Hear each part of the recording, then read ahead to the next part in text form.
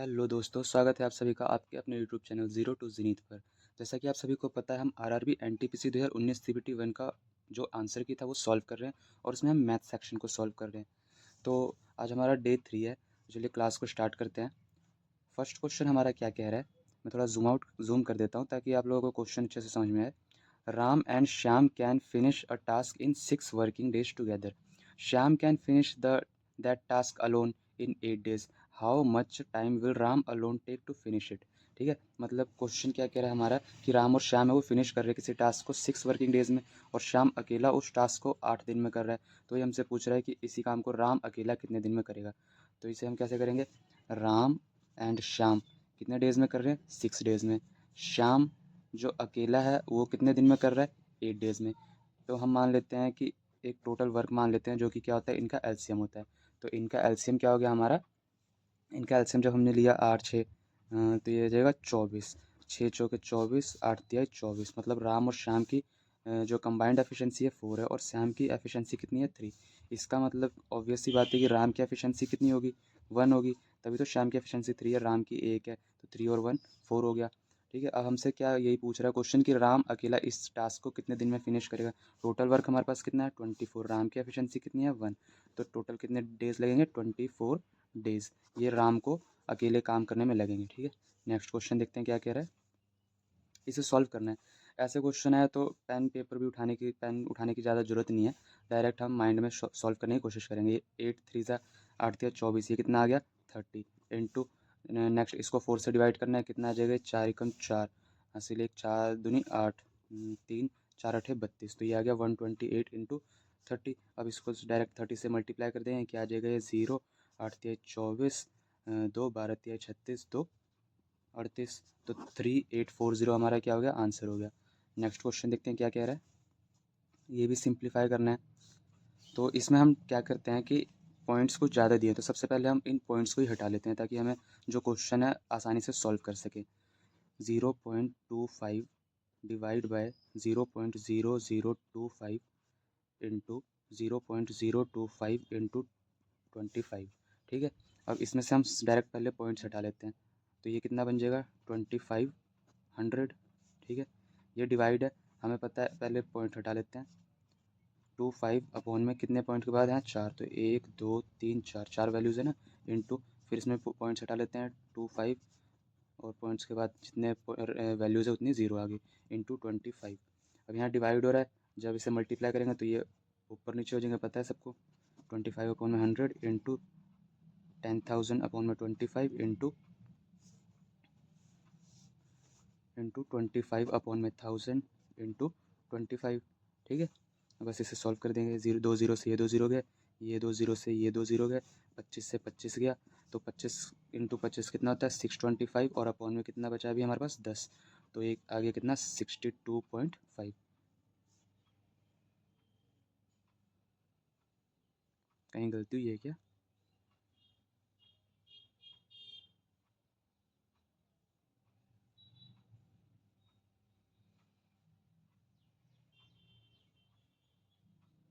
अच्छा 62.5 यही तो है हमारा आंसर, 62.5। ठीक है, नेक्स्ट क्वेश्चन देखते हैं क्या कह रहा है। An amount double itself at compound interest in 5 years. In how many years will it amount to 16 times itself। ठीक है, मतलब एक अमाउंट है वो कंपाउंड इंटरेस्ट लग रहा है उस पर, और वो 5 सालों में अपने आप का डबल हो जा रहा है। तो कह रहा है in how many years it will amounted to 16 times of itself. मतलब एक अमाउंट है, मान लेते हैं 1 रुपये, वो डबल हो जा रहा है कितने ईयर्स में, 5 ईयर्स में। फिर अगले 5 ईयर्स में क्या हो जाएगा, फिर डबल हो जाएगा, तो कितना आ जाएगा 2 का 4। फिर अगले 5 ईयर्स में कितना हो जाएगा ये 4 का 8। फिर अगले 5 ईयर्स में कितना हो जाएगा ये 8 का 16। तो ये हमसे पूछा था ना 16 टाइम्स ऑफ इटसेल्फ कितने ईयर्स में हो जाएगा। तो 1 से 16 कितने सालों में हो रहा है, 5 5 10 5 15 5 हो गए 20, मतलब टोटल 20 ईयर्स। पर इससे अगर हमारे पास तो ये छोटा नंबर था 16, और कुछ भी बड़े नंबर आए थे तो हम इस तरह थोड़ी ना करते रहते। तो इसके लिए एक डायरेक्ट हम क्या ट्रिक्स यूज़ कर सकते हैं कि 2 की पावर 1 है, पावर बढ़ रही है ना, यहाँ 2, ये फिर 2 की पावर बढ़ रही है, फिर 2 की पावर 3 हो रही है, फिर 2 की पावर 4 हो रही है, तो 2 की पावर 1 कितने ईयर्स में हो रहा है, 5 ईयर्स में हो रहा है। 2 की पावर हमें कितना चाहिए 16 को हम क्या लिख सकते हैं, 2 की पावर 4 लिख सकते हैं ना। तो जब एक 5 ईयर्स में हो रहा है तो 2 की पावर 4 कितने ईयर्स में हो जाएगा, तो ये कितना हो जाएगा, इसको भी 4 से, जब ये एक से गुना हुआ है 4, तो इधर भी 4 से गुना कर देंगे तो 5 चौके 20, मतलब टोटल कितना है 20 ईयर्स। ठीक है, नेक्स्ट क्वेश्चन देखते हैं क्या कह रहा है। The population of town is 10,000. If the male population increased by 5% and female population by 10%, the population will become 10,800. How much of town's present population is female? ठीक है, क्वेश्चन थोड़ा जूम कर देता हूँ ताकि आप लोग अच्छे से पढ़ सको। एक बार फिर से मैं क्वेश्चन को रीड कर देता हूँ। पॉपुलेशन जो है टाउन की वो 10,000 है। अगर मेल पॉपुलेशन इंक्रीज़ हो रही है 5% से और फीमेल पॉपुलेशन इंक्रीज़ हो रही है 10% से, ठीक है, तो और पॉपुलेशन कितना बन जा रहा है 10,800, 10,800। How much of the towns present population is female. तो ये पूछ रहा है कि टाउन की जो प्रेजेंट जो पॉपुलेशन है उसमें फीमेल कितनी है। ठीक है, तो अभी पॉपुलेशन कितनी है टाउन की 10,000। मेल कितना इंक्रीज़ हो रहा है 5%, फीमेल कितना इंक्रीज़ हो रही है 10%। पर हमें ये तो पता है कि जो मेल है वो 5% इंक्रीज़ हो रहा है और फीमेल भी तो 5% इंक्रीज़ हो ही रही है, प्लस 5% एक्स्ट्रा इंक्रीज़ हो रही है। ठीक है, मतलब कि ओवरऑल 5% तो मेल और फीमेल दोनों इंक्रीज़ हो रहे हैं। तो अगर मैं इस 10,000 का 5% करता हूँ तो कितना आ जाएगा ये 500, मतलब ओवरऑल मेल और फीमेल दोनों मिलके कितने इंक्रीज़ हो रहे हैं 500। लेकिन हमें कितना दिया है 10,800, है ना, 10,800। तो इसमें से अगर 5% अगर मेल और फीमेल इंक्रीज़ होने पर 10,500 बनते हैं, तो ये जो 300 एक्स्ट्रा बचे हैं वो किसकी वजह से बचे हैं, ये जो 5% फीमेल इंक्रीज़ हुई है, तो इसी 5% की वैल्यू कितनी आ गई हमारे पास 300। पता है ना, पता चला ना 300 कहाँ से आया। अगर ये 10,000 है, इसका 5% हमने जो मेल और फीमेल इंक्रीज़ हो रही है वो 500 है, और ओवरऑल हमारे पास कितना इंक्रीज़ हो रहा है 10,800, 800 का इंक्रीमेंट हो रहा है। तो इसमें से अगर 500 ये 5% है तो बाकी ये बचे 5% कौन होंगे, फीमेल होंगी, जो कि कितना है हमारा 300 के इक्वल है। तो 100% कितना हो जाएगा हमारा, ये हो जाएगा 6,000। ठीक है, तो हमारी ओवरऑल जो फीमेल पॉपुलेशन है प्रेजेंट में वो कितनी है 6,000। यही हमारा आंसर हो गया। नेक्स्ट क्वेश्चन देखते हैं क्या कह रहा है। Find the quotient of 0.5 divide हो रहा है अगर 0.71 से, ठीक है, और 3 डेसिमल प्लेसेस तक चाहिए तो सिंपल डिवाइड करना है हमें। ये क्या आ गया 0.5 और डिवाइड किससे करना है 0.71 से। इसमें से हम पॉइंट्स निकाल देते हैं, पॉइंट्स पहले हटा देते हैं। ये क्या बचा 5/10 इंटू 71 अपॉन में इसके पॉइंट्स गए तो ये क्या आ गया 100। एक ज़ीरो से एक ज़ीरो गया, ये ज़ीरो ऊपर चला गया तो ये कितना आया 50/71। बस अब इसे सिंपल डिवाइड कर देते हैं 71 से, तो क्या आएगा 71 डिवाइड्स कर रहा है 50 को, तो एक बारी में तो जाएगा नहीं, हमें पहले ज़ीरो लगाना पड़ेगा, तो ये 500 बन गया। अब ये 7×8 = 35, 7×6 = 42, 7×7 = 49, 7×8 = 56।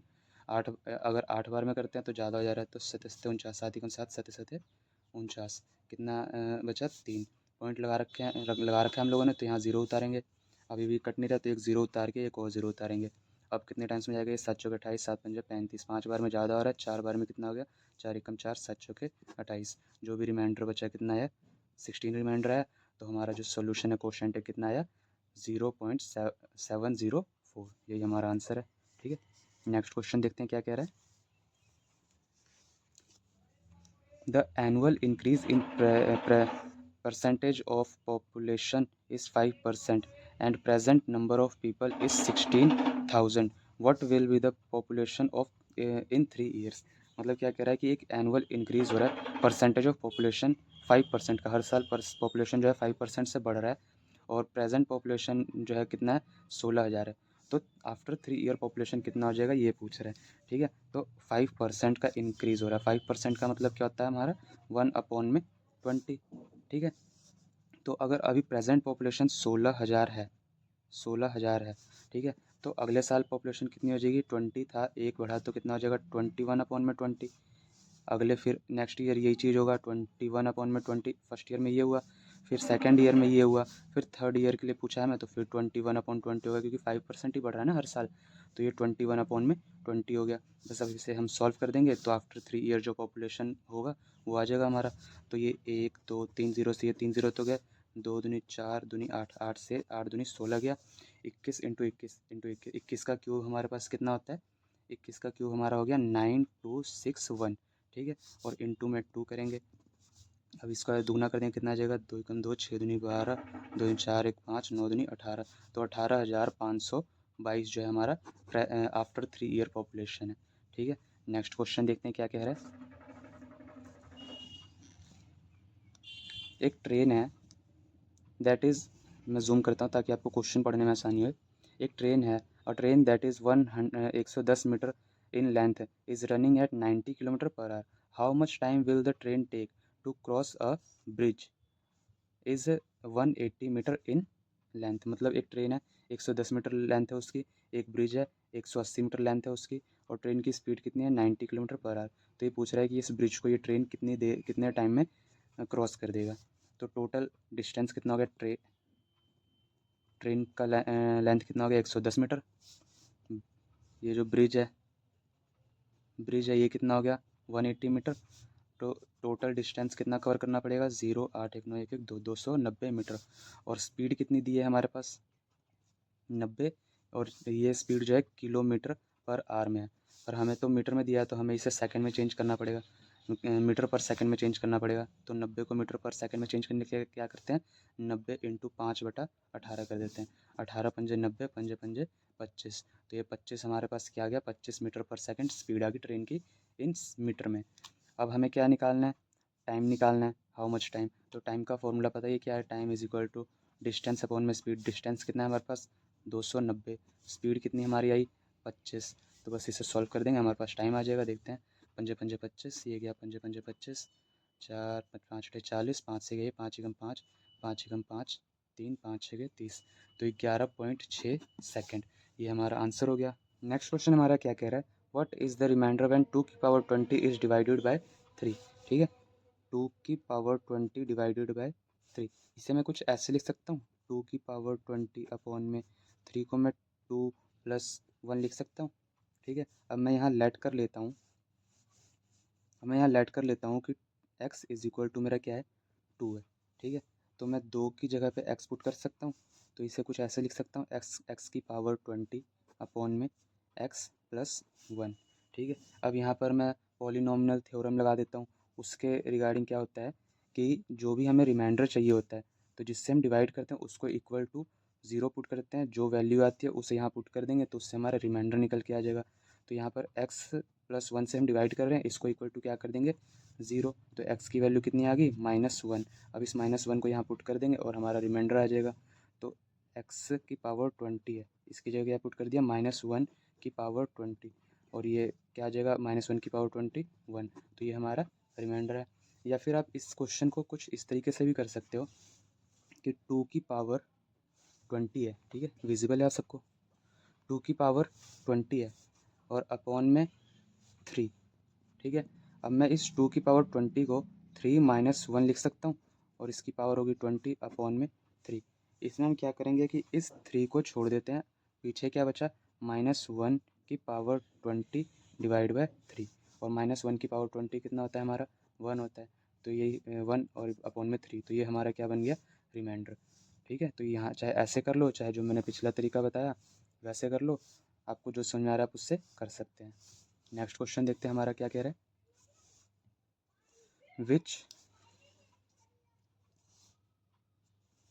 which fraction bears the same ratio to 1/27 as 3/11 does to 5/9, ठीक है। तो हमें नहीं पता है क्या फ्रैक्शन है, हम मान लेते हैं x अपॉन में y है। कह रहा है which fraction bears the same ratio to this as this does to this.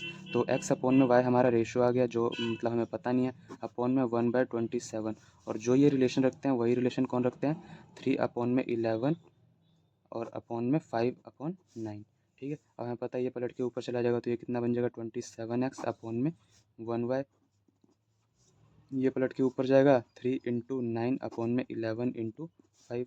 इसे सॉल्व कर देंगे, ये आ गया 9 × 27 कैंसिल हो गया, तो x अपॉन में y कितना आ गया, 1/11 5 ज़ा 55।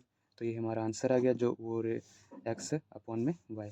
नेक्स्ट क्वेश्चन हमारा क्या कह रहा है, a man got discount of 10% on sugar at Big Mart which allowed him to buy 25 kg more for 225 rupees, ठीक है। What is the discounted price and original price of sugar per KG. ठीक है। तो इस question में क्या कह रहा है कि एक आदमी उसे 10% का डिस्काउंट मिल रहा है शुगर मार्ट पे, और अब वो 225 रुपये में ही जितना पहले खर्च कर रहा था उतने रुपये में अभी भी 25 किलो ज़्यादा खरीद पा रहा है। ठीक है। तो हमें वही बताना है कि डिस्काउंटेड प्राइस क्या है और ओरिजिनल प्राइस क्या है। अगर उसका प्राइस जो है, प्राइस कितना हो जा रहा है, 10 से 9 हो जा रहा है। ठीक है ना, 10% कम हो रहा है। और तो उसका कंजम्पशन जो है, कंजम्पशन कितना हो जाएगा, 9:10 हो जाएगा। ये रिवर्स क्यों हुआ, क्योंकि जो उसका टोटल एक्सपेंडिचर है पहले भी 225 था और अभी भी 225, मतलब ये दोनों सेम है। तो ये दोनों सेम कब होगा, जब इसका जो रेशो है इन्वर्सली प्रोपोर्शनेट होगा। ठीक है। तो अगर पहले प्राइस 10 था और अब 9 हो गया, तो कंजम्पशन अगर पहले 9 था तो अब कंजम्पशन कितना हो गया, 10 हो गया। पर एक्चुअल में जो कंजम्पशन 9 से 10 जो बढ़ा है, ये कितना बढ़ा है, 1 पार्ट बढ़ा है। और इसी 1 पार्ट की वैल्यू क्वेश्चन में क्या दिया है कि वो 25 kg ज़्यादा खरीद पा रहा है।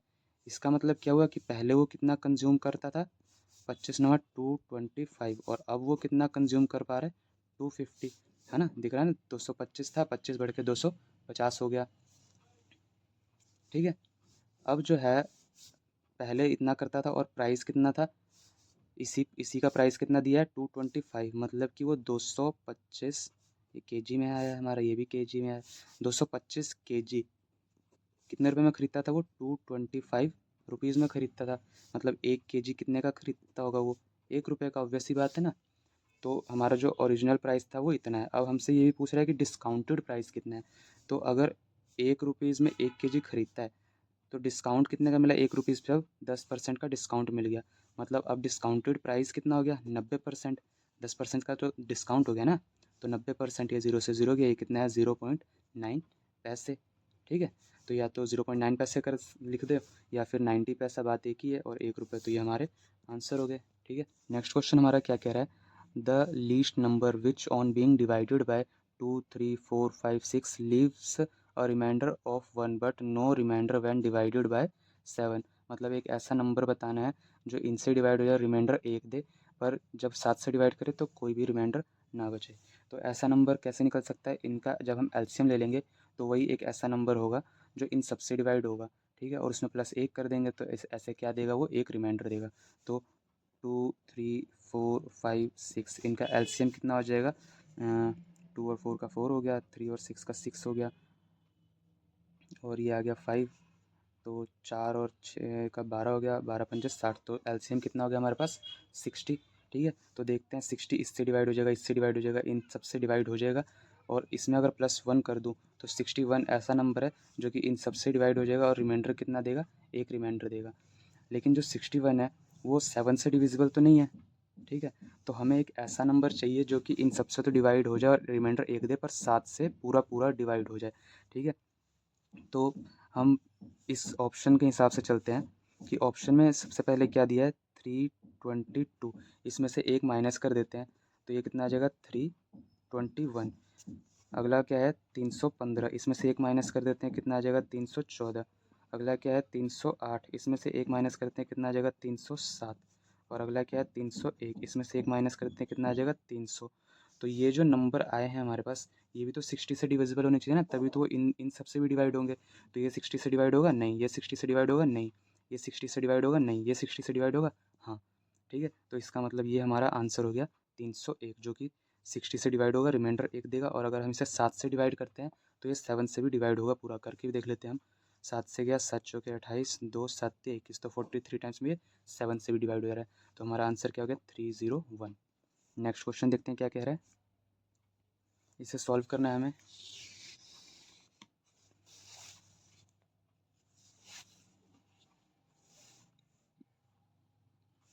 ठीक है, क्वेश्चन विजिबल है। इसमें सिंपल नीचे से हम सॉल्व करना शुरू करेंगे और एक एक करके सॉल्व करते आएंगे। 1 अपॉन में पहले क्वेश्चन, 2 + 1 अपॉन में 3 + 1, और 1 + 1/4। सबसे पहले हम इसे सॉल्व कर लेंगे, इस पार्ट को। तो ये कितना आ जाएगा हमारे पास, 4 एकम 4 है, 5/4 आ जाएगा। अभी ऊपर के छोड़ते तो ये क्या बचा, 3 + 1 अपॉन में 4 एकम 4 एक 5, 5/4, तो 4 पलट के ऊपर चला जाएगा और बचा 5 नीचे। ठीक है। अब इसे सॉल्व कर लेते हैं। तो ये कितना आया, 5 × 3 = 15, 15×4 = 19, 19 बटे में 5 आया। ठीक है, यहाँ तक सॉल्व हो गया है। तो आगे क्या बचा ये हमारे पास 2 + 1 अपॉन में, यहाँ तक हमने सॉल्व कर लिया ना। तो इस पूरे की वैल्यू अभी कितनी आ गई है 19/5। 5 पलट के ऊपर चला गया इंटू 5 और अपॉन में 19 बचा है। ठीक है, अब इसको सॉल्व कर लेते हैं। 19 दूनी 38, 38 और 5 कितना आ गया हमारे पास 43। ठीक है, तो ये कितना आ गया 43/19। और अभी और सबसे ऊपर एक बचा ही है, तो ये आ जाएगा 1/43 अपॉन में 19।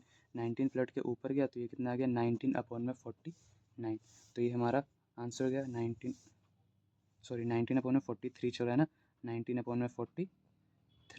ठीक है, नेक्स्ट क्वेश्चन हमारा क्या कह रहा है, what is the value of √5 + 1 upon में √5 - 1। इस तरह के क्वेश्चंस में जब हमें इसकी वैल्यू फाइंड आउट करनी होती है तो हम सिंपल क्या करते हैं कि जो भी डिनोमिनेटर में दिया रहता है उससे हम ऊपर नीचे मल्टीप्लाई करते हैं, और जिससे क्या होगा कि जो नीचे का अंडर रूट है वो ख़त्म हो जाएगा। और ये करने के लिए हम जो नीचे का साइन है उसके ऑपोजिट साइन से ऊपर नीचे मल्टीप्लाई करते हैं। ठीक है, तो देखते हैं कैसे होगा ये √5 + 1 अपॉन में √5 - 1। इसको ऊपर नीचे मल्टीप्लाई करेंगे, √5 साइन चेंज कर देंगे +1 अपॉन में √5 + 1। ठीक है, ये तो √5 + 1 √5 + 1 फॉर्मूला बन गया अंडर रूट, ये √5 + 1 का होल स्क्वायर बन गया, ये एक फार्मूला बन गया अपॉन में ये a - b a + b का फार्मूला बन गया। तो ये क्या होगा a²। तो √5 का स्क्वायर करेंगे तो कितना आ जाएगा 5 - b², b1 का स्क्वायर करेंगे 1। तो ये क्या आ गया, जब ऊपर ये फार्मूला बन गया a + b का होल स्क्वायर, इसे ओपन करेंगे तो क्या आ जाएगा a², √5 का स्क्वायर 5 ही रहेगा ना, plus b² plus 2 × a × b। तो 2 √5 आ गया अपॉन में 5 में से 1 गया 4। ठीक है, ये अब इसे सॉल्व करेंगे आगे। 5 1 कितना हो गया 6 प्लस 2 √5 अपॉन में 4। अब हमें दिख रहा है कि इन सब में 2 कैंसिल आउट हो सकता है, तो 2 कैंसिल आउट होने के बाद ये क्या बचा 3 प्लस √5 अपॉन में 2। तो ये हमारा आंसर हो गया, यही हमारा आंसर है 3 प्लस √5 अपॉन में 2। नेक्स्ट क्वेश्चन देखते हैं क्या कह रहा है। मैं क्वेश्चन थोड़ा जूम करता हूँ ताकि आपको पढ़ने में आसानी हो। Jaya and Hema can clean an apartment in 30 days. Hema and लिखते चलते हैं साथ साथ, जया और हेमा क्या करते हैं अपार्टमेंट को क्लीन कर देते हैं 30 डेज़ में। Hema and Sushma can do the same task in 40 days. Hema और सुषमा इसी टास्क को कितने डेज़ में करते हैं 40 डेज़ में। While Jaya and Sushma takes 60 days to do it. जो जया है और सुषमा है वो कितना टाइम लेते हैं 60 डेज। ठीक है, कह रहा है how many days will it take all 3 of them working together to clean the apartment. मतलब ये दोनों मिलके इतना टाइम लेते हैं, ये दोनों इतना टाइम लेते हैं और ये इतना। तो कह रहा है तीनों मिलके कितने टाइम में काम कर देंगे। तो हम टोटल वर्क निकाल लेते हैं। ऐसे क्या निकाल सकते हैं टोटल वर्क से, इन तीनों की एफिशिएंसी आ जाएगी। तो टोटल वर्क मतलब हमें क्या निकालना पड़ेगा इसका एलसीएम। इसका एलसीएम क्या होता है 120। इसका एलसीएम साफ नज़र आ रहा है, तो ये गया 3 चौके 12, 4 तिहाई 12, 6 दूनी 12। इसका मतलब कि जया और हेमा की एफिशिएंसी 4 आ गई, हेमा सुषमा की 3 और जया और सुषमा की 2 आ गई। तो अगर इन सबको हम ऐड कर दें तो ये जया 2 बार दिख रहा है मुझे, सुषमा भी 2 बार दिख रही है, हेमा और सुषमा भी 2 बार दिख रही है।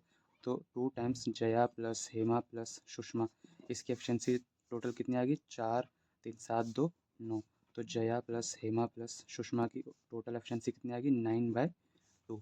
ठीक है, अब यही पूछ रहा है हमसे कि ये एक साथ मिलके कितने दिन में काम को कंप्लीट कर देंगे। तो टोटल वर्क कितना आ गया 120 अपॉन में इन तीनों की एफिशिएंसी क्या आ गई 9/2। 9 अपॉन में 2 2 ऊपर चला जाएगा, ये आ गया। अब इसे सॉल्व कर देंगे, कितना आ गया ये 3 तिहाई 9, 3 चौके 12, 40। तो ये आ जाएगा 4 तिहाई 4 दूनी 8, 80/3। ये आ रहा है। इसे और ज़्यादा हम फ्रैक्शन में कर देते हैं, कितना आ जाएगा ये 2 3 दूनी 6, 2 8, 3 छके 18, 2 20। तो 26 सही 2/3 ये हमारा आंसर हो गया। मतलब इतने इतने डेज में ये तीनों मिलके इस वर्क को कर सकते हैं। ठीक है, नेक्स्ट क्वेश्चन देखते हैं क्या कह रहा है। फाइंड करना है हमें variance of following data points. ठीक है, वेरिएंस फाइंड करना है। तो वेरिएंस का एक फॉर्मूला होता है, पहले मैं वो आपको एक्सप्लेन कर देता हूँ।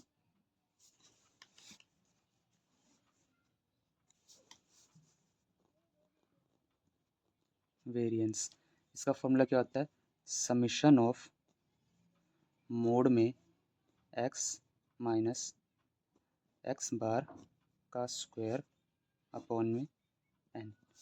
ये क्या होता है हमारा सम, किसका सम करना है हमें, एक्स, एक्स हमारा क्या है, वो वैल्यू, मैं लिख देता हूँ, एक्स हमारा क्या है, वैल्यू, बार एक्स हमारा क्या है, ये है मीन, एन क्या है हमारा, नंबर ऑफ टर्म्स, कितने नंबर ऑफ टर्म्स हैं, ठीक है, नंबर ऑफ टर्म्स, ये स्क्वायर करना है इसका।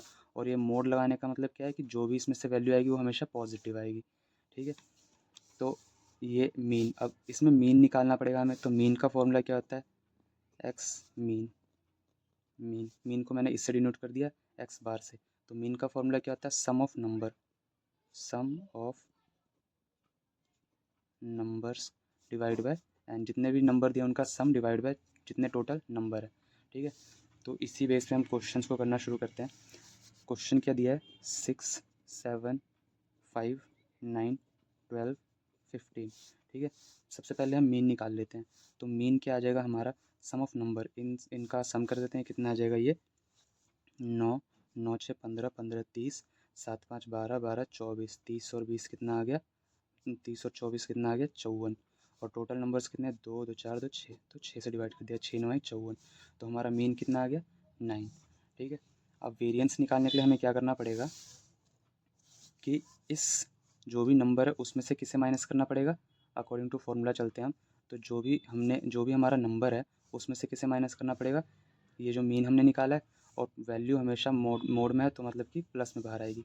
तो माइनस करना शुरू करते हैं। सबसे पहला क्या है, 6 है, 6 में से 9 गया कितना आ गया 3, प्लस में आएगा, ठीक है। 7 में से 9 गया कितना आ गया 2, 5 में से 9 गया कितना आ गया 4, 9 में से 9 गया कितना आ गया 0, 12 में से 9 गया कितना आ गया 3, 15 में से 9 गया कितना आ गया 6, ठीक है। अब हमें इसका स्क्वायर करना है, तो इसका स्क्वायर करते हैं, 3 तिहाई 9, 2 दूनी 4, 4 चौके 16, 0, 3 तिहाई 9, छिकम छिकम 36, ठीक है। और इसके बाद हमें क्या चाहिए, इसका सम चाहिए, समीशन।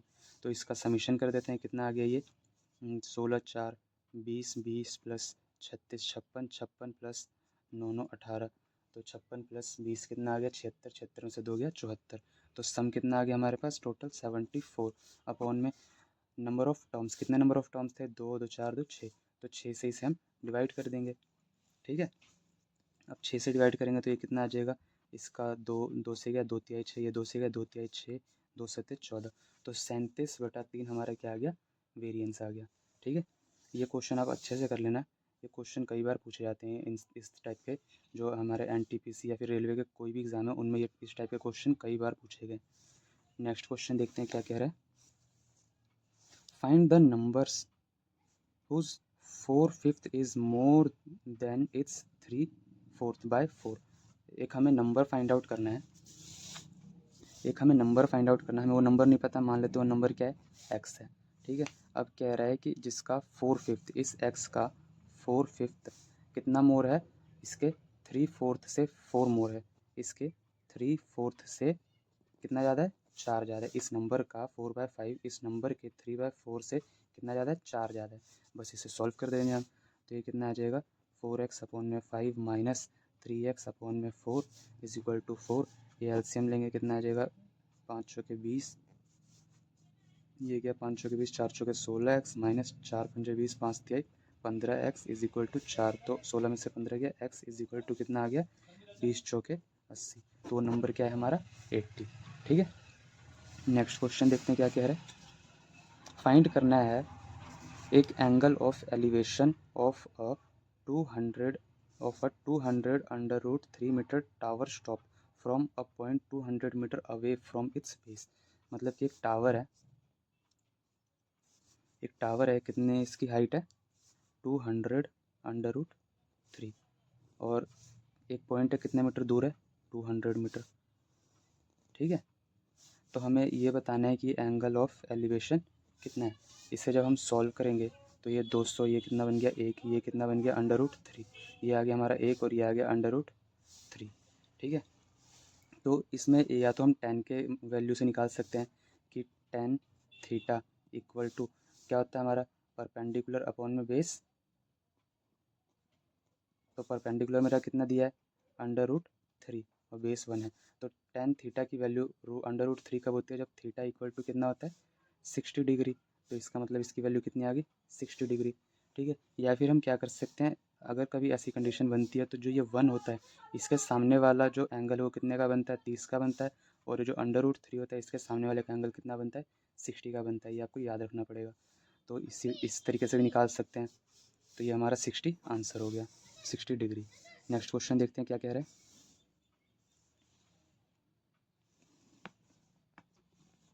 नेक्स्ट क्वेश्चन हमारा कह रहा है कि in a triangle A B C incentre is at O, find angle B A C if angle B O C कितना है, 110 डिग्री। ठीक है, एक ट्रायंगल है, एक ट्रायंगल है, कितने का है ये, क्या ये ए बी सी, ठीक है, ए बी सी। और इसी में एक सेंटर पे एंगल क्या बन रहा है, बी ओ सी। ये ओ है सेंटर, ठीक है, और इस पे एंगल क्या बन रहा है, बी ओ सी। और ये कितने का बन रहा है, 110 डिग्री का एंगल बन रहा है। ठीक है, हमसे क्या पूछा है कि फाइंड करना है हमें एंगल बी ए सी, ये एंगल फाइंड आउट करना है।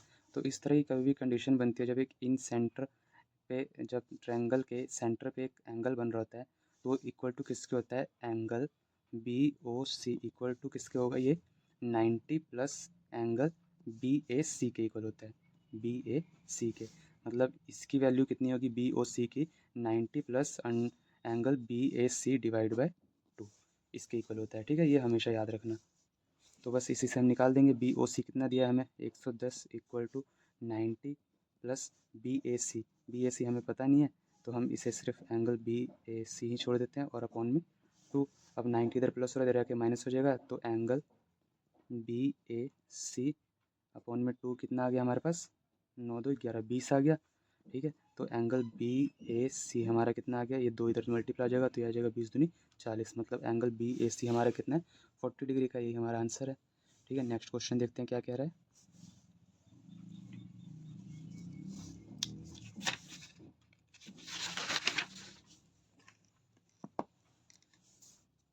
3 बेल्स हैं, स्टार्ट हो रहे हैं, टोलिंग टुगेदर, एक साथ बजने स्टार्ट हो रहे हैं। ठीक है, each of then toll after 0.25 second, 0.1 second and 1.25 second.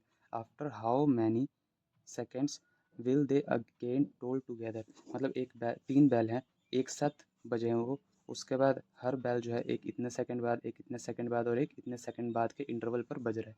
ठीक है, तो एक ऐसा टाइम आएगा जब ये तीनों के तीनों फिर से एक साथ बजेंगे, रिंग करेंगे। ठीक है, तो वही पूछ रहा है कि आफ्टर हाउ मैनी सेकेंड ये जो है एक साथ बजेंगे। तो इसके लिए हम सिंपल क्या निकाल देते हैं, एलसीएम निकाल देते हैं इसका, और एलसीएम जो आता है वही हमारा आंसर होता है, क्योंकि वो एलसीएम जो आएगा वही वैल्यू होगी जितने पर ये तीनों के तीनों बैल एक साथ रिंग करेंगे। ठीक है, तो पहले तो हमने नॉर्मल नंबर्स के कई बार एलसीएम निकाले, अब यहाँ पॉइंट्स में, तो इसके एलसीएम कैसे निकालते हैं ये हम देख लेते हैं। 0.25, 0.1, 0.125। ठीक है, इसको अगर पॉइंट्स हटाते हैं तो ये बना, इसका पॉइंट हटाया ये बना, इसका पॉइंट हटाएंगे तो ये बनेगा। इसे और सिंप्लीफाई करेंगे तो ये कितना आ जाएगा, 25 चौके 100, 1/4, 1/10 और ये 1/8 आ जाएगा। ठीक है, अब हमें इसका एलसीएम निकालना है। जब इस तरह के फ्रैक्शन का जब हम एलसीएम निकालते हैं तो इसमें क्या करना होता है, ऊपर वाले का हम एलसीएम लेते हैं और नीचे वाले का एचसीएफ लेते हैं। मतलब जो निकालना है वो उसमें ऊपर वाले का एलसीएम ही रहेगा। अगर एलसीएम निकालना है तो ऊपर वालों का एलसीएम, नीचे वालों का एचसीएफ। और वही अगर हमें एचसीएफ निकालना होता तो ऊपर वालों का एचसीएफ और नीचे वालों का एलसीएम। ठीक है, तो इसका एलसीएम कितना आ जाएगा, 1 आ गया, और इसका एचसीएफ कितना आ गया, 4 10 8। इसका एलसीएम आ रहा है हमारा, एचसीएफ कितना आ रहा है, 2 आ रहा है। ठीक है, तो ये हमारा क्या आ गया, एलसीएम आ गया इस नंबर का, और ये कितना आ गया, 1/2 कितना होता है हमारा, 0.5। तो मतलब आफ्टर 0.5 सेकेंड्स ये तीनों के तीनों बैल जो है फिर से एक साथ एक ही टाइम पर रिंग करेंगी। ठीक है, या फिर एक दूसरा तरीका मैं आपको बता देता हूँ करने का इसी क्वेश्चन को। ये हमारा 0.25 है, 0.1 है और 0.125 है। ठीक है, ये पॉइंट्स में दिए हैं, हम इसे पहले नॉर्मल एक नंबर में कन्वर्ट कर लेते हैं। वो कैसे कर सकते हैं, यहाँ पर हमें पॉइंट्स के बाद कितनी वैल्यू दी है, हाईएस्ट 3 वैल्यू दी है। यहाँ 1 है, यहाँ 2 है, यहाँ 3 है, हाईएस्ट 3 है। तो मैं एक काम करता हूँ, इससे अभी 1000 से मल्टीप्लाई करता हूँ अभी के लिए, इन तीनों नंबरों को 1000 से मल्टीप्लाई करता हूँ। इसे 1000 से मल्टीप्लाई किया, ये कितना बन जाएगा, 250, ये कितना बन जाएगा, 100, ये कितना बन जाएगा, 125। अब इन तीनों का मैं एलसीएम ले लेता हूँ। इन तीनों का एलसीएम कितना आ जाएगा, 500 मुझे दिख रहा है कि इन तीनों का एलसीएम आ जाएगा। और अब जो ये एलसीएम आया, पहले मैंने 1000 से मल्टीप्लाई किया था, अब मैं 1000 से डिवाइड कर देता हूँ ताकि दोबारा से मैं पॉइंट्स में चला जाऊँ। तो अब इसे डिवाइड किया, कितना आ जाएगा, 0.5 सेकेंड। ठीक है, तो चाहे आप इस तरीके से निकाल लो, चाहे आप इस तरीके से निकालो, वो आपके ऊपर डिपेंड करता है। नेक्स्ट क्वेश्चन देखते हैं क्या कह रहा है। What is the area of largest square that is inscribed in a semicircle of radius 10 centimetre. ठीक है, तो एरिया बोल रहा है कि हमें एक स्क्वायर का निकालना जो कि एक सेमी सर्कल के अंदर, एक सेमी सर्कल है ये। ठीक है, इसके अंदर एक स्क्वायर है, लार्जेस्ट स्क्वायर है वो भी। ठीक है, तो ये हमें पता है कि स्क्वायर की सारी भुजाएं समान होती है। और यहाँ से अगर मैं ये देखूँ रेडियस कितने का है, 10 का है, तो ये यहाँ से भी तो ये भी तो रेडियस ही बनेगा ना। तो ये कितने का बना, 10 का। ठीक है, ये रेडियस हमारा कितने का है, 10 का है। अब मैं मान लेता हूँ कि ये जो भुजा है कितनी है, 2x है। तो ये भुजा हाफ हाफ बट रही है ना। तो ये कितना हो जाएगा, x हो जाएगा, और ये कितना हो जाएगा, x हो जाएगा। क्योंकि एक सर्कल में लार्जेस्ट स्क्वायर जो बनेगा तो ये बिल्कुल सेंटर से हाफ हाफ ही बटेगा ना। ठीक है, तो ये भी हाफ है, ये इधर हाफ है। अब इसमें हम पाइथागोरस थ्योरम लगा देते हैं, उससे हम x की वैल्यू निकाल देंगे। x की वैल्यू आ जाएगी तो हमारे पास स्क्वायर का साइड आ जाएगा, और उससे हम एरिया निकाल लेंगे। ठीक है, तो क्या होता है Pythagoras theorem, h² is equal to p² plus b²। h हमारे पास कितना दिया है, 10, तो 10 का स्क्वायर कितना हो गया, 100 इक्वल टू p परपेंडिकुलर 2 का स्क्वायर कितना हो जाएगा, 4x² प्लस b का स्क्वायर कितना हो जाएगा, x²। तो ये कितना आ गया, 4 और 1 5x² इक्वल टू 100। तो x² इज इक्वल टू कितना आ जाएगा, 5 से गया ये, 5 दूनी 10 20, x इज इक्वल टू कितना आ गया, 2 दूनी 4 पंजे 20। तो x मेरा कितना आ गया, 2√5। ठीक है, तो अगर x 2√5 है तो मेरा एक साइड कितने का है, 2x का है। तो साइड कितनी आ जाएगी, 2 को इससे मल्टीप्लाई कर देंगे, 2 दूनी 4√5। अब मुझे एरिया चाहिए स्क्वायर का, तो ये क्या होता है, भुजा गुना भुजा, 4√5 इंटू 4√5। जब इसे मल्टीप्लाई करेंगे तो कितना आ जाएगा, 4 चौके 16, और 5√5 को √5 से मल्टीप्लाई करेंगे तो 5 ही आएगा। तो 16 पंजे 80 सेंटीमीटर में, तो सेंटीमीटर स्क्वायर। ये हमारा आंसर हो गया, समझ में आया। नेक्स्ट क्वेश्चन देखते हैं क्या कह रहा है। What is square root of the following. इसका स्क्वायर रूट निकालना है। ये क्या दिया है हमारे पास, सिंपल मुझे दिख रहा है कि x² माइनस 14x प्लस 49 है, ये x² प्लस 6x प्लस 9 है। तो ये मुझे दिख रहा है कि ये a² plus b² minus 2ab का फॉर्मूला बन रहा है ना। ये 7 का स्क्वायर है, और 2ab करेंगे तो कितना आ जाएगा, 7 दूनी 14x आ जाएगा। और यहाँ भी मुझे दिख रहा है कि ये a² plus b² plus 2ab का फॉर्मूला बन रहा है। यहाँ b² कितना है, 3 है, 3 का स्क्वायर करेंगे कितना आ जाएगा, 9। तो डायरेक्ट इससे हम कर लेते हैं। तो ये कितना आ जाएगा, a कितना आ गया मेरे पास, x माइनस b कितना आ गया मेरे पास, 7। ठीक है, इसका स्क्वायर कर दिया, यही है ना फॉर्मूला, a माइनस बी का होल स्क्वायर का, a² plus b² minus 2ab। अगला क्या है, a² plus b² plus 2ab का फॉर्मूला है, तो ये आ जाएगा x प्लस 3 का होल स्क्वायर। ठीक है, अब मुझे क्या करना है, इसका स्क्वायर रूट करना है, तो इसका स्क्वायर रूट कर दिया मैंने। अब रूट से बाहर आएगा तो ये 2 टाइम्स है, तो ये 1 टाइम्स बचेगा, ये 2 टाइम्स है तो ये 1 टाइम्स बचेगा, x प्लस 3। तो ये हमारा आंसर आ गया, x माइनस 7 x प्लस 3। ठीक है, नेक्स्ट क्वेश्चन देखते हैं क्या कह रहा है। Ram is what is Ram's average speed if he goes from point X to point Y at x kilometre per our and return from point Y to point X at 12 kilometre per our. हमें average speed निकालनी है।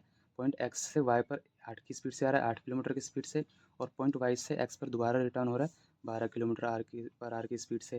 ठीक है, distance same ही है, वो cover कर रहा है। तो अगर डिस्टेंस सेम कवर कर रहा है तो हमें एवरेज अगर निकालना है, एवरेज ऑफ स्पीड निकालना है, तो वो हम कैसे निकालते हैं, इसके लिए एक फॉर्मूला होता है। इसके लिए एक फॉर्मूला होता है 2 into speed 1 into speed 2 upon में स्पीड 1 प्लस स्पीड 2। अगर डिस्टेंस सेम कवर कर रहा है तो ये फॉर्मूला हम यूज़ कर सकते हैं। तो क्या आ गया, 2 इंटू स्पीड 1 मेरा कितना आ गया, 8 की स्पीड से जा रहा है, इंटू स्पीड 2 कितना आ गया, 12 की स्पीड से जा रहा है, और स्पीड 1 प्लस स्पीड 2 12 प्लस 8 कितना हो जाएगा, 20। सिंपल इसे सॉल्व कर देंगे। ये 2 से गया, कितने टाइम्स में गया, 10। फिर ये 2 से या फिर सिंपल आगे 12 अठे 96 बटा 10, तो ये कितना आ जाएगा, 9.6 किलोमीटर पर आवर, 9.6 किलोमीटर पर आवर्स। तो मतलब अब किस इसकी एवरेज स्पीड कितनी आ गई, 9.6 kilometre per our. Next question देखते हैं क्या कह रहा है।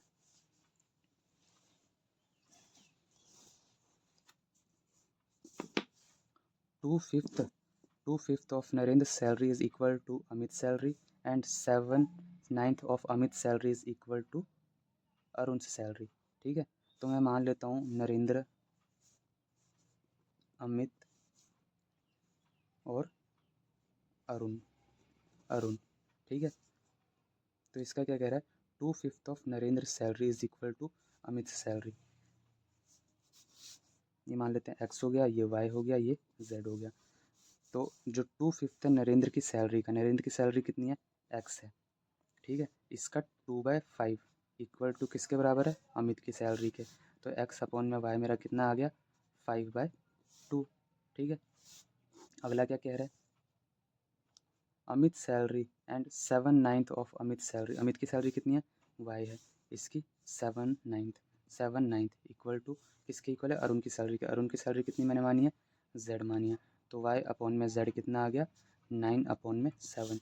अब यहाँ x और y का रेशो दिया है और यहाँ y और z का रेशो दिया है। तो यहाँ पर y जो है 2 है और यहाँ जो है y 9 है। मुझे इन दोनों को इक्वल करना पड़ेगा। इन दोनों को इक्वल करने के लिए क्या करेंगे हम, वो इससे 9 से मल्टीप्लाई कर देता हूँ, इससे 2 से मल्टीप्लाई कर देता हूँ। तो जब इस पूरे को 9 से मल्टीप्लाई करेंगे तो ये कितना आ जाएगा, 9×5 = 45 और ये कितना आ जाएगा, 9×2 = 18। इस पूरे को अगर मैं 2 से मल्टीप्लाई करूँगा तो ये कितना आ जाएगा, 9×2 = 18 और ये 7×2 = 14। तो एक्स वाई और जेड का रेशो एक साथ ये मैच हो गया। ठीक है, तो ये क्या हो जाएगा हमारा 45। वाई का रेशो कितना, वाई कितना आ गया 18 और जेड कितना आ गया 14। ठीक है, तीनों का रेशो अलग अलग था लेकिन हमने इसे एक प्रोपोर्शन में कर दिया है। ठीक है, अब हमसे क्या पूछ रहा है कि if sum of salaries is this, what is the salary respective salaries of Narendra, Amit and Arun. तो इन तीनों की सैलरी का जोड़ कितना आ जाएगा, कि तीनों की सैलरी का जोड़ 5 4 9 9 8 17, 1 4 5 6 और 1 7, 77। इस 77 की वैल्यू कितनी दिया हमें, 770। तो एक की वैल्यू कितनी आ जाएगी, 10 आ जाएगी। ठीक है, तो अब हमें नरेंद्र की सैलरी चाहिए, इसमें 10 मल्टीप्लाई करेंगे कितना आ जाएगा, 450। ये कितना आ जाएगा, 180। ये कितना आ जाएगा, 140। तो ये हमारा आंसर हो गया, 450 नरेंद्र की सैलरी, 180 अमित की सैलरी, 140 अरुण की सैलरी। ठीक है, 450 180 140। तो नेक्स्ट क्वेश्चन देखते हैं क्या क्या कह रहा है हमारा। An article is bought for ₹250. What should be the selling price so as to gain 10% as profit। ठीक है, तो 10% प्रॉफिट कमाना है हमें और आर्टिकल का कॉस्ट प्राइस दिया है, तो ये तो सिंपल है, 250 है, इसका 10% का गेन हमें कमाना है, 0,000 मतलब कि हमें 25 रुपये का प्रॉफिट होगा। तो 250 वाले आइटम में 25 रुपये का प्रॉफिट, तो हम मतलब कितने का उसे सेल करेंगे, 250 + 25 275। तो इतने रुपये का हम इसे सेल करेंगे तभी हमें 25 का प्रॉफिट होगा 250 पे। ठीक है, नेक्स्ट क्वेश्चन देखते हैं क्या कह रहा है। ये सिंपल है, सॉल्व करना है, क्या आ जाएगा ये, ऐसे ही कर देते हैं इसे हम। 8 से डिवाइड किया कितना आ जाएगा, 8 × 24, 3 3 3 से गुना किया 11, या फिर 3 से गुना किया 3 × 9 और 9 को 11 से किया 11 9 99। 99 में से माइनस किया 69, तो कितना आ जाएगा 30। 30 का स्क्वायर कितना होता है, 3 × 3 = 30 है, 30 का स्क्वायर कितना आ जाएगा 900। और इसी को हम इससे किसे डिवाइड करना है हमें, 1800 को, तो ये कितना आ जाएगा 9×2 = 18। तो आंसर कितना आ गया हमारा 2। समझ में आया ना, एक बार मैं दोबारा बता देता हूँ। 8 से डायरेक्ट मैंने मल्टीप्लाई किया, डिवाइड किया 24 को, 8 3 ज़ा 3 टाइम्स गया, फिर 3 को 3 से मल्टीप्लाई किया, 3 3 9, 9 को 11 से किया 11 9 99। 99 में से माइनस किया मैंने 69, कितना आ गया 30। 30 का स्क्वायर कितना होता है मेरा 900। 900 को जब डिवाइड 900 से मैं जब 1800 को डिवाइड करूँगा तो कितना आ जाएगा 2 आ जाएगा। नेक्स्ट क्वेश्चन देखते हैं क्या कह रहा है। Due to a cyclone, a tree is broken and makes an angle of 30 degree with the ground. The distance between the root and the tip of tree that touch the ground is 10 meter. What is the height of tree? Tree की height हमें बतानी है।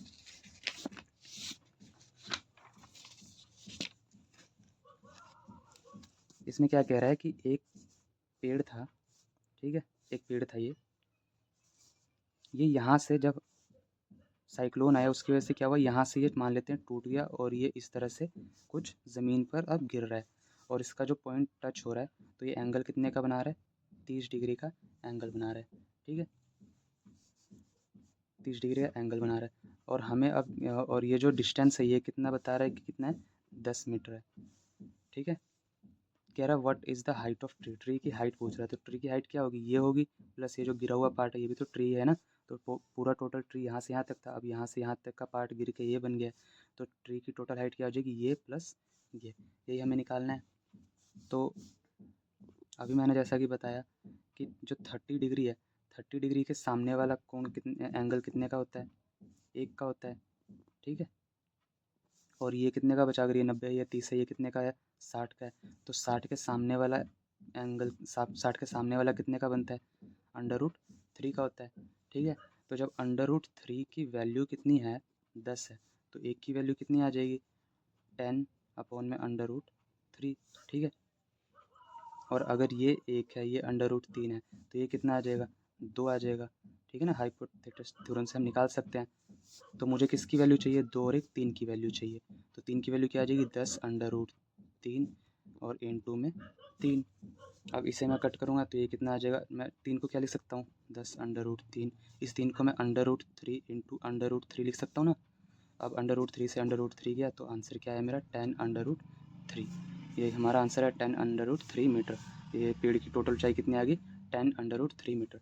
अगर ये आपको समझ में नहीं आ रहा है कि 30 के सामने 1 या ये 60 के सामने √3, तो सिंपल टेन थीटा के फॉर्मूले से कर देते हैं। टेन थीटा इक्वल टू हमारा क्या होता है, परपेंडिकुलर अपॉन में बेस। ठीक है, और tan theta, tan 30 degree equal to हमारा क्या है, परपेंडिकुलर अपॉन में बेस। और यहाँ 30 दिया है ना, और परपेंडिकुलर मेरा कितना है, 10 30 कितना होता है मेरा, 1 अपॉन में √3 होता है। ठीक है, तो मेरा परपेंडिकुलर कितना बन गया, 1, बेस कितना बन गया, √3, वही परपेंडिकुलर 1 और बेस कितना बन गया, √3। तो चाहे ऐसे कर लो, चाहे ये याद रख लो। ठीक है, नेक्स्ट क्वेश्चन देखते हैं क्या कह रहा है।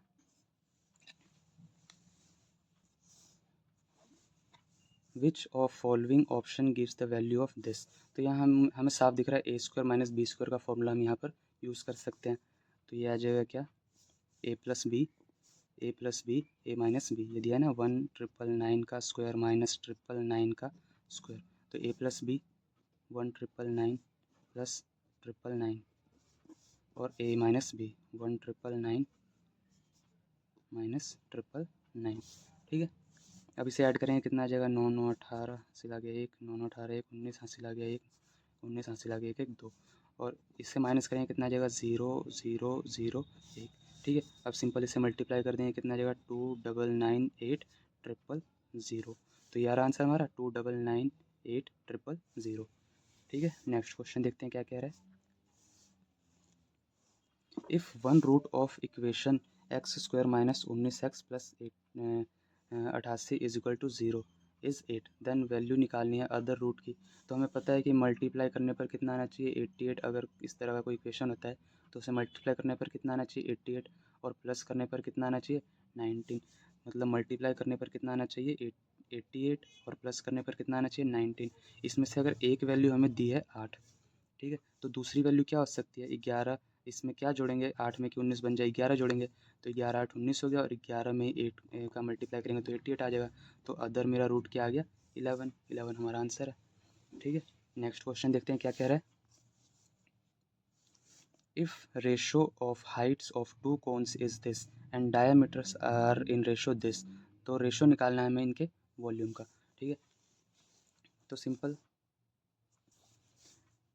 कोन की बात कर रहा है, कोन का जो वॉल्यूम है उसका फॉर्मूला क्या होता है, 1/1/3 पाई r² h। यही हमारा फॉर्मूला होता है कोन की वॉल्यूम का।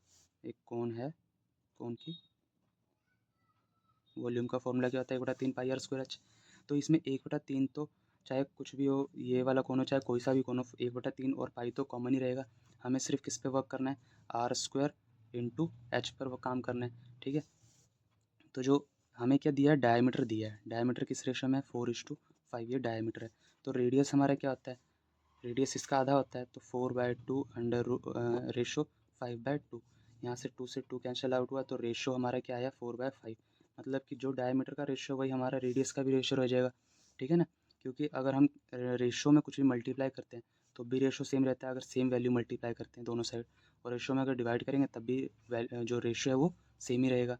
ठीक है, तो यहाँ से जो पहला कोण है उसकी height of two cones, height दिया हुआ है तो R square into H, R कितना है पहले वाले का 4, ठीक है, इसका करा स्क्वायर इंटू एच कितना है 1 अपॉन में, अगला क्या है 5, 5 का किया स्क्वायर, ये हाइट आ गई ना, ओ रेशो इंटू एच कितना है 4 आ गया, तो ये 4 का स्क्वायर कितना हो गया 4 चौके 16, और ये कितना आ जाएगा 5 5 25 चौके 100। ठीक है, इससे डिवाइड करेंगे तो कितना आ जाएगा 4 से गया 4 चौके 16 और ये 4 से गया 25 चौके 100, तो 25 4 रेशो 25 हमारा आंसर आ गया। ठीक है, नेक्स्ट क्वेश्चन देखते हैं क्या कह रहे हैं। Identify the number that does not belong to the following series, एक सीरीज दी है हमारे पास, क्या है सीरीज 289 306 340 389 459 544, ये हमारी एक सीरीज़ दी है। इसमें से एक नंबर जो है रॉन्ग है, तो वही बोल रहा है कि कौन सा वो नंबर है जो रॉन्ग है। तो इसमें मुझे डिफरेंस का ही कुछ रोल नज़र आ रहा है क्योंकि ज़्यादा वैल्यूज़ दूर दूर नहीं है, तो डिफरेंस चेक कर लेते हैं। ये कितना आ जाएगा 9 9 7 16 हासिल आ गया, 8 1 9 और 1 10 1। ठीक है, अगला कितना आ जाएगा 36 4 40, 36 आ गया, अगला कितना आ जाएगा 9 4 4 8 3। ठीक है, अगला कितना आ जाएगा 0 8 8 7 15 हासिल आ गया 1, अगला कितना आ जाएगा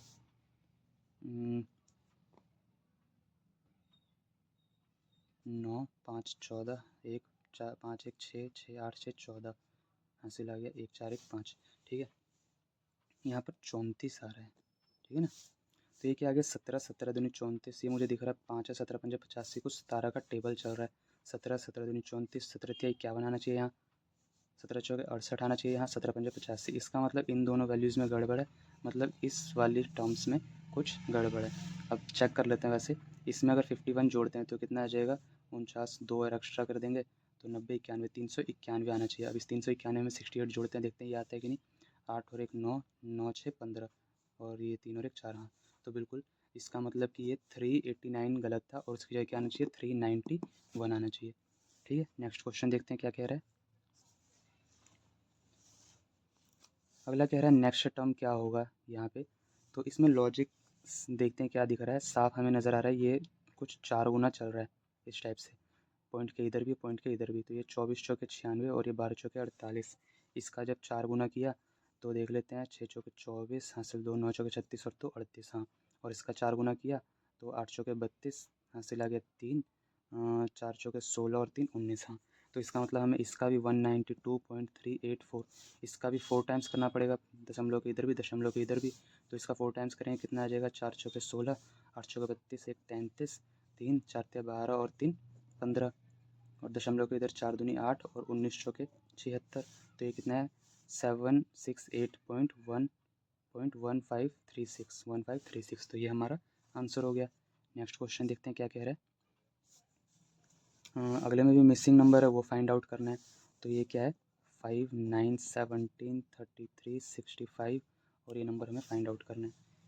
यहाँ हमें साफ नज़र आ रहा है कि ये कुछ ऐसा चल रहा है 5 दूनी 10 10 में से 1 गया 9 9 दूनी 18 18 में से 1 गया 17 17 दूनी 34 34 में से 1 गया 33 33 दूनी 66 66 में से 1 गया 65, तो 65 दूनी कितना आ जाएगा 130 130 में से 1 गया 129, तो ये हमारा मिसिंग नंबर है 129। तो दोस्तों आज का सेशन बस यहीं तक था, आशा करता हूँ आप सभी ने सेशन को एंजॉय किया होगा।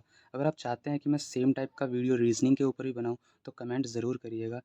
बाकी मिलते हैं अपने नेक्स्ट सेशन में, टेक केयर, थैंक यू।